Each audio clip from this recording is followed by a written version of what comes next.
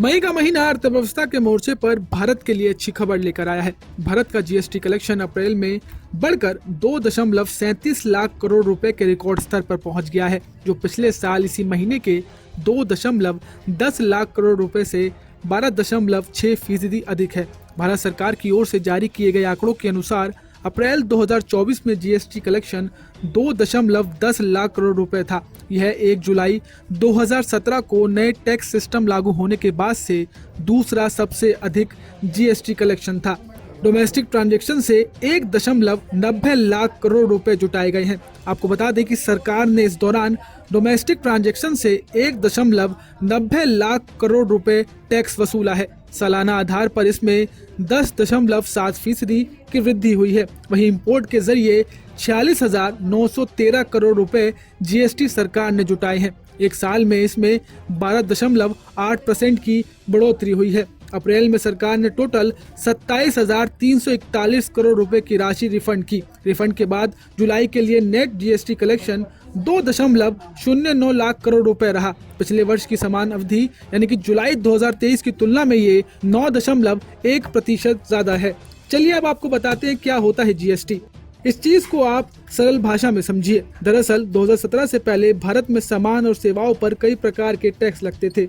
मसलन वैट राज्य कर, एक्साइज ड्यूटी केंद्र सरकार, सर्विस टैक्स, एंट्री टैक्स इत्यादि।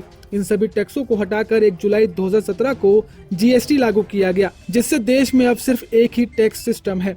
अब आपको बताते हैं जीएसटी कितने प्रकार का होता है और कौन इसे वसूलता है। सबसे पहले है सीजीएसटी यानी कि सेंट्रल जीएसटी, राज्य के अंदर बिक्री पर केंद्र सरकार। फिर आता है एसजीएसटी यानी कि स्टेट जीएसटी, राज्य के अंदर बिक्री पर राज्य सरकार। इसके बाद आता है आईजीएसटी यानी कि इंटीग्रेटेड जीएसटी, एक राज्य से दूसरे राज्य में बिक्री पर केंद्र सरकार, जो बाद में राज्यों में बांटा जाता है। चलिए अब आपको बताते हैं सरकार आखिर कैसे करती है जीएसटी कलेक्शन। जीएसटी पोर्टल के जरिए टैक्स जमा। सभी रजिस्टर्ड व्यापारी और कंपनियां अपनी बिक्री पर ग्राहकों से जीएसटी वसूलते हैं। ये टैक्स व्यापारी जीएसटीएन यानी कि goods and services tax network के माध्यम से सरकार को ऑनलाइन जमा करते हैं। व्यापारी हर महीने तिमाही जीएसटीआर 3B नामक रिटर्न भरते हैं और इसमें टैक्स का भुगतान करते हैं। Online payment mode. व्यापारी जीएसटी पोर्टल पर लॉगिन करके टैक्स का भुगतान इन तरीकों से कर सकते हैं: net banking, debit credit card, NEFT, RTGS, over the counter यानी कि छोटे अमाउंट के लिए।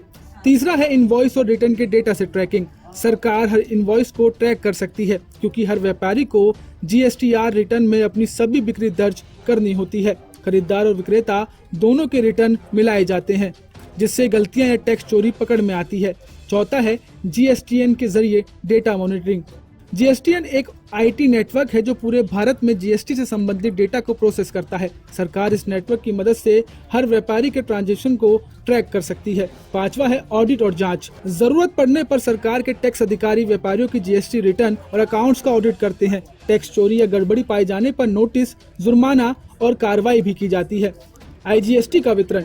जो आईजीएसटी केंद्र सरकार को मिलता है यानी कि इंटर स्टेट लेन देन पर, उसके बाद में नियमों के अनुसार संबंधित राज्यों में बांट दिया जाता है। चलिए अब आपको बताते हैं राज्य में कितना रहा टैक्स कलेक्शन।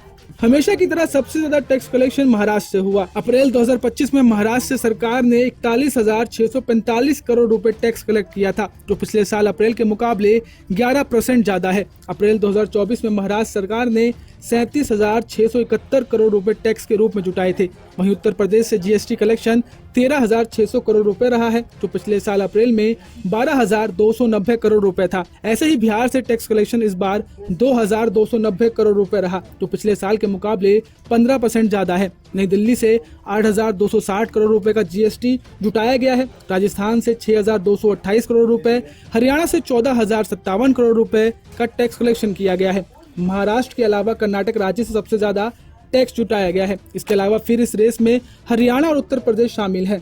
आपको बता दें कि अप्रैल 2024 में जीएसटी कलेक्शन 2.10 लाख करोड़ रुपए रहा था, जो अब तक का ऑल टाइम हाई था। वहीं दिसंबर 2024 में जीएसटी कलेक्शन 1.77 लाख करोड़ रुपए था, जो साल दर साल 7.3% की वृद्धि को दिखाता है। नमस्कार, मैं हूं मानक गुप्ता। अगर आपको हमारा ये वीडियो पसंद आया हो तो इसे लाइक और शेयर जरूर करें, और हां, हमें सब्सक्राइब और फॉलो करना ना भूलें, ताकि आप देश और दुनिया की कोई खबर मिस ना करें। तो जुड़े रहिए हमारे साथ और देखते रहिए News 24।